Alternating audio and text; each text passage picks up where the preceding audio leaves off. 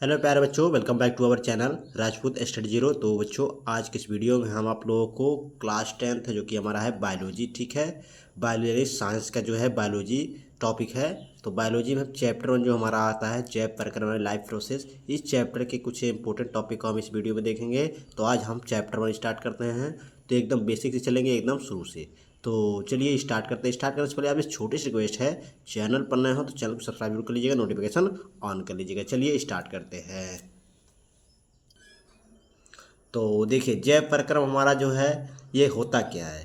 तो जैव प्रक्रम देखिए, जैव प्रक्रम हेडिंग डालेंगे, उसको लिखेंगे वे सभी प्रक्रम जो सम्मिलित रूप से अनुरक्षण का कार्य करते हैं जैव प्रक्रम कहलाते हैं। यानी कि जो सभी चीज़ों का इसमें अनुरक्षण करते हैं, ठीक है। जो जैव प्रक्रम है सभी सम्मिलित रूप से, यानी कि सभी को मिलाकर जो अनुरक्षण का कार्य करते हैं उसी को हम क्या कहते हैं, जैव प्रक्रम कहते हैं। जैसे यहाँ पर पोषण हो गया, ठीक है, पालन पोषण, और श्वसन हो गया, उत्सर्जन हो गया, परिवहन हो गया, ये सब हमारे क्या हैं, जैव प्रक्रम। क्या है, जैव प्रक्रम है, ठीक है।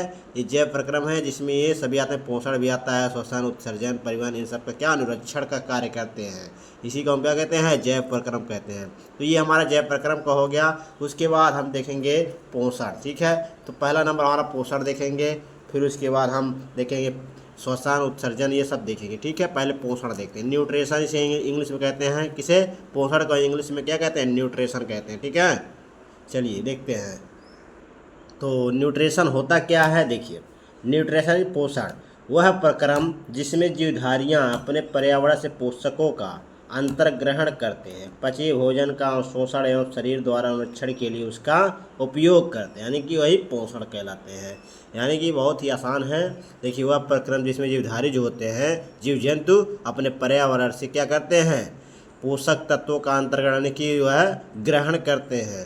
जो आसपास के जो है जीवधारियों द्वारा जो है आसपास के जो पोषक तत्व होते हैं उनका क्या करते हैं, अंतर ग्रहण करते हैं, यानी कि उससे जो है ग्रहण करते हैं। पचे भोजन का अवशोषण करते हैं, क्या कहते हैं, अवशोषण करते हैं, और शरीर द्वारा क्या कहते हैं, संरक्षण के लिए उसका उपयोग करते हैं, यानी कि उसे जो है भोजन करने के लिए क्या करते हैं, उपयोग करते हैं, उसे हम क्या कहते हैं, पोषण करते हैं, ठीक है। ये हो गया पोषण। पोषण का इस तरह लिख लीजिएगा। उसके बाद हमारा पोषण के प्रकार आ जाता है। पोषण के प्रकार, पोषण 2 प्रकार के होता है, ठीक है।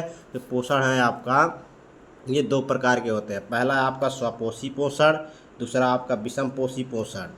तो पहले हम स्वपोषी पोषण देखेंगे क्या होता है, फिर विषमपोषी देखेंगे, ठीक है। तो पहले स्वपोषी देखते हैं।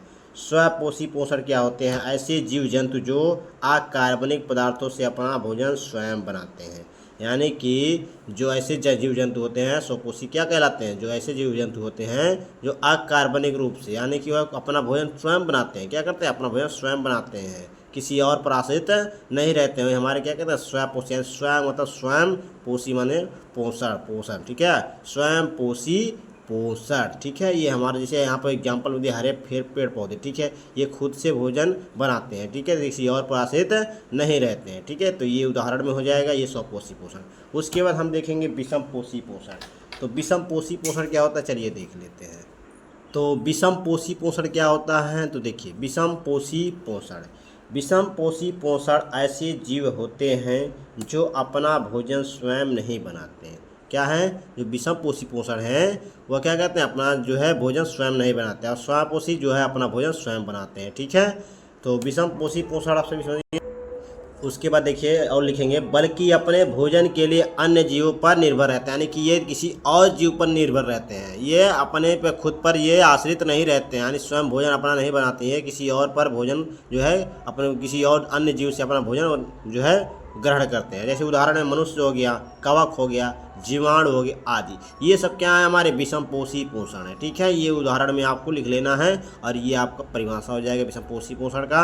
उसके बाद एग्जाम में आ जाएगा तो आप ऐसे लिख दीजिएगा, ठीक है। अगर स्वपोषी आ गया तो ऐसे लिख सकते हैं, जो अपना भोजन स्वयं बनाते हैं उन्हें हम क्या कहते हैं, स्वपोषी, और जो अपना भोजन स्वयं नहीं बनाते हैं, किसी अन्य वस्तु किसी अन्य जीव पर निर्भर रहते हैं, वो हमारा विषमपोषी पोषण है। एग्जाम्पल में ये लिख दीजिएगा, इसमें मनुष्य, कवक, जीवाणु, और उसमें लिख दीजिएगा स्वपोषी में हरे पेड़ पौधे, ठीक है। बहुत ही आसान है। उसके बाद हम विषमपोषी पोषण कुछ है, इम्पोर्टेंट है, इसमें कुछ है। प्रकार हैं, जैसे विषमपोषी पोषण जीव अपने भोजन के लिए निम्न आधार पर माने जाते हैं। जैसे यहाँ पर देखिए प्राणी जो स्वपोषी होते हैं, क्या समपोषी होते हैं। तो समपोषी क्या होते हैं, देखिए इसमें जीव संपूर्ण भोज्य पदार्थ, क्या इसमें जो जीव होता है वह संपूर्ण भोजन, पूरा भोजन का पदार्थ जो है अंतर्ग्रहण करते हैं, पूरा भोजन का ग्रहण करते हैं। जैसे उनका पाचन शरीर के अंदर हो जाता है, इनका जो है जो पाचन है शरीर के अंदर ही हो जाता है, किसका, जो प्राणी संपोषण है, ठीक है, संपोषण जो है।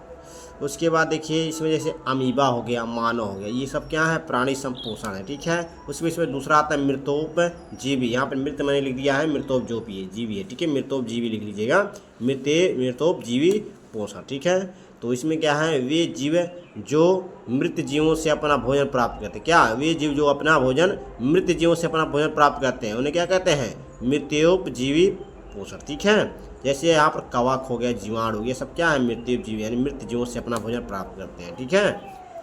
जैसे होता है ना, कोई जानवर मार के फेंक दे तो उसमें जो है जीवाणु उत्पन्न हो जाते हैं ना, वही है, ठीक है। ये जीवाणु जो है मृत्युजीवी से उत्पन्न होते हैं, यानी अपना भोजन प्राप्त करते हैं मृत जीवों से, ठीक है। उसके बाद हमारा लास्ट वाला है इसमें तीसरा, परजीवी, क्या, परजीवी पोषण, ठीक है।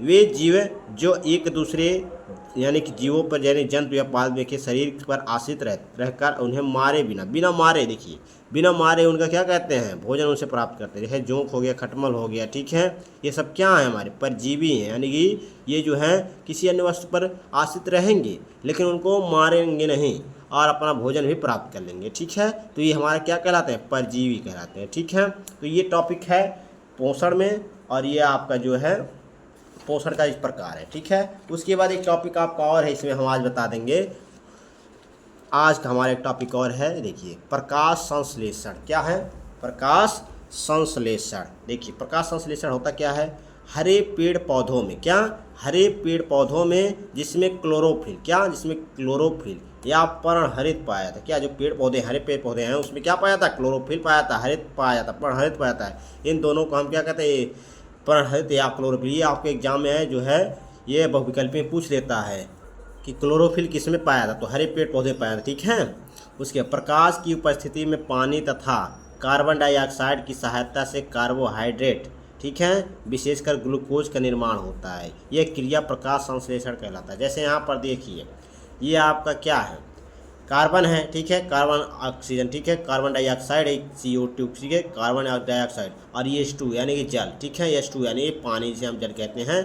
अगर हम इसका जो है प्रकाश की उपस्थिति में, ठीक है, इसका जो है क्या करते हैं, उपस्थिति में इसका हम क्या करते हैं, निर्माण करते हैं, ठीक है, यानी कि इसके जो हम उत्पन्न करवाते हैं अब क्रिया, तो हमारा क्या प्राप्त होता है, ग्लूकोज प्राप्त होता है, ठीक है, ग्लूकोज प्राप्त होता है, और क्या प्राप्त होता है, कार्बोहाइड्रेट प्राप्त होता है, ठीक है, और ये H2 जल, ये सब हमारे क्या प्राप्त होते हैं, ये हमारे होते हैं जब इनको हम देखिए, जब हम क्या करें, प्रकाश की उपस्थिति में, ये प्रकाश की उपस्थिति में जब पानी यानी H2O, ठीक है, और कार्बन डाइऑक्साइड CO2 की सहायता से जब इसका हम क्रिया कराते हैं तो हमें क्या प्राप्त होता है, कार्बोहाइड्रेट प्राप्त होता है, ठीक है, और ग्लूकोज प्राप्त होता है, ठीक है। इसी को हम क्या कहते हैं, प्रकाश संश्लेषण कहते हैं।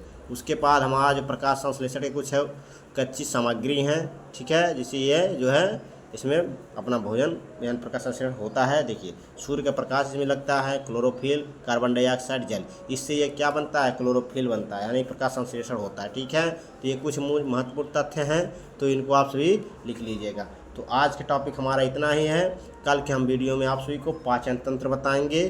तो ये था आज ये टॉपिक, बहुत ही इंपॉर्टेंट, ये सबको तैयार कर लीजिएगा। तो कैसा लगा वीडियो कमेंट बॉक्स में जरूर बताइएगा। चैनल पर नए हो चैनल को सब्सक्राइब करिएगा, नोटिफिकेशन ऑन कर लीजिएगा। चलिए मिलते हैं आपसे नेक्स्ट वीडियो में इसी तरह वीडियो के साथ। धन्यवाद।